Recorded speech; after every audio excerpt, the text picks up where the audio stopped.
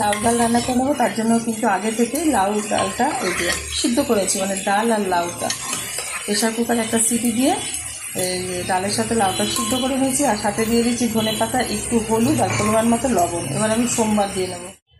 লাউ ডালটা সোমবার দেওয়ার জন্য ওভেনে কড়াই বসিয়ে তাতে দিয়ে দিচ্ছি কিছুটা পরিমাণে সাদা তেল। তেলটা গরম হয়ে যাওয়ার পর দিয়ে দিলাম একটা শুকনো লঙ্কা, দিয়ে দিলাম কিছুটা গোটা জিরে। এবার ভালোভাবে ভেজে নেবো ফোড়নটা। ফোড়নটা ভালোভাবে ভাজা হয়ে গেছে, এখন দিয়ে দেবো প্রেশার কুকারে সিদ্ধ করে রাখা ডাল।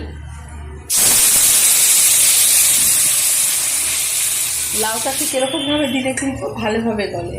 আর যদি অনেকে এরকমভাবে করতে যান যে তেলের মধ্যে লাউটা নেড়ে চেড়ে তারপরে দেবেন, তখন অনেকক্ষণ সময় লাগবে। তবে এরকমভাবে দেওয়াটাই কিন্তু ভালো। আর ফোড়নটা সবসময় ভালোভাবে ভেজে নিতে হবে। হাই আছে 2 থেকে 3 মিনিট মতো ফুটিয়ে নেবো, তাহলে কিন্তু ডালটা একদম রেডি হয়ে যাবে। ডালটা কিন্তু হাই আছে 3 মিনিট মতো ফুটিয়ে নিয়েছি, আর ডালের ঘনত্বটা ঠিক এরকম রেখেছি, খুব সুন্দর।